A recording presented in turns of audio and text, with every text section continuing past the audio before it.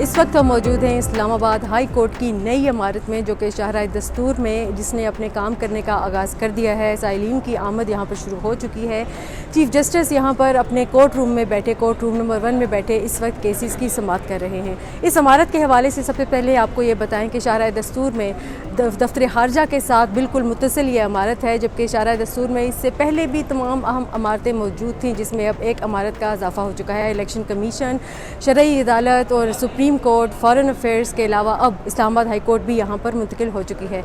2010 में इस प्लॉट की अलॉटमेंट हुई थी यहाँ पर, जिसके बाद नक्शा बना, उसमें तब्दीलियाँ हुई और 2023 में बिल्लाहर यहाँ पर ये हाई कोर्ट की जो बिल्डिंग है ये मुकम्मल हो चुकी है।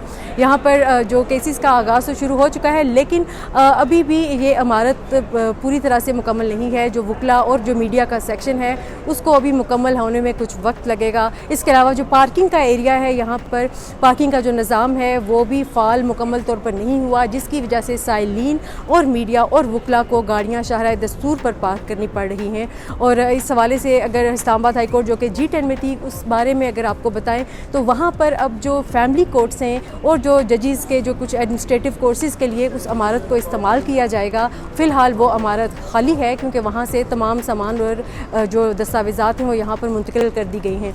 DC ऑफिस के साथ जो जुडिशल कमीशन की जो नई इमारत बनी है, वहाँ पर F8 कचहरी की जो ईस्ट और वेस्ट की जो कोर्ट्स हैं तमाम, वो वहाँ पर मुंतकिल हो जाएंगी और 5 जून तक उनकी मुंतकली का नोटिफिकेशन भी जारी हो चुका है, जिसके बाद जो F8 कचहरी है वो भी मुकम्मल तौर पर वहाँ से खाली हो जाएगी। इस्लामाबाद हाई कोर्ट की इस नई इमारत में जो इस्लामाबाद यहाँ के जो IT इंचार्ज हैं, उन्होंने बताया है कि यहाँ पर IT का जदीद निज़ाम मुतारिफ़ कराया गया है। जी, मेरा नाम वकास है, वकास सरवर मेरा नाम है जी, और मैं यहाँ पे एज ए कंसल्टेंट काम कर रहा हूँ।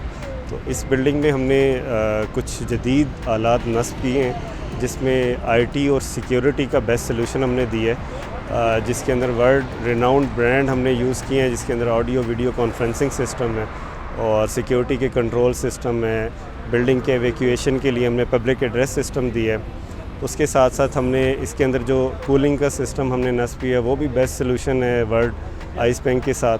तो लोगों को, लिटिगेंट्स को बेहतरीन सहूलियात देने के लिए और इस नई बिल्डिंग में इतने बड़े इंफ्रास्ट्रक्चर के साथ लिटिगेंट्स को भी और लॉयर्स को जदीद इन आलात की मदद से हमने सहूलियात देने की कोशिश की है। और जो पिछला इक्विपमेंट, जो पिछली बिल्डिंग में जितनी चीज़ें नस्ब थी, उनमें भी हमने बेहतरी लाने की कोशिश की है, ताकि इन सारे चीज़ों से और इंफ्रास्ट्रक्चर से हम लोगों को बआसानी उनको हम फैसिलिटेट कर सकें।